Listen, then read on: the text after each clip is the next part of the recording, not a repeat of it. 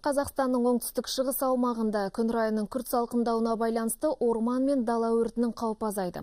Алайда Қазәуе орман қорғау мекемесінің мамандары табиғи парктерді әуеден бақылау жұмыстарын үзбей жалғастыра бермек. Себебі ағаштарды заңсыз кесушілер мен браконьерлердің саны азаймай отыр. Қазақстанда мемлекет тарапынан қорғауға алынған 9 миллион гектар орманды алқап бар. Жыл басынан бері мұнда 223 өрт тіркелген. Бұл төтенше жағдайдың 90% кешенді әуеден бақылаудың арқасында ерте анықталып, уақытылы сөндірілген. Негізінен бұл жұмысқа Қазәуе орман қорғау мекемесінің мамандары тартылған. Бүгінде күн суып қар түссе де мекеме мамандары табиғи аймақтарды қорғау жұмыстарын жалғастыруда.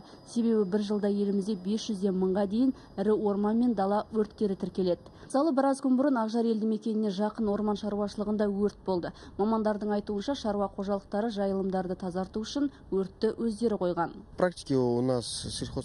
Шаруа қожалықтары жайылымды өртеп, тазарту әдісін жиі қолданады. Статистикаға сүйенсек, жалпы өрттің 90% адамдардың кінәсінен болады екен. Яғни жайылымдарды өртеген кезде жалын жақын жердегі орман алқаптарына жайылады. Соның салдарынан қорғалған аймақтағы жануарлар мен өсімдіктерге зиян келуде.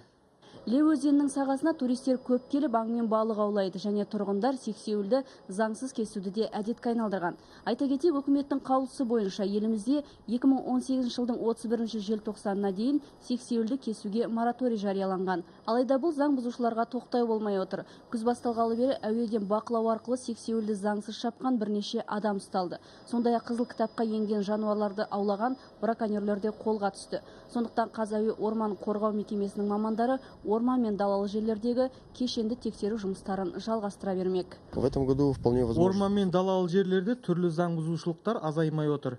Және биыл аймақта шөп өте көп шықты. Қураған жасыл желектің жану қаупі әлі де бар. Сондықтан біз әуеден бақылау жұмыстарын жиі жүргізіп отырамыз. Әуеден бақылау жұмыстары негізінен биыл бірнеше рет өртке оранған Іле Алатау аумағында жүргізілмек. Өйткені тянь-шань шыршасы сияқты кейбір ағаштар қыста да өртке қауіпті болып саналады. Және қыста браконьерлік фактісі көбейеді. Осы ретте енді Қазәуе орман қорғау мекемесі мамандары таулы аймақтарға аптасына бір рет тексеру жұмыстарын жүргізіп отырмақ. Ғайни Дәулетбақызы, Григорий Беденко, Николай Тишенин, Алматы облысынан.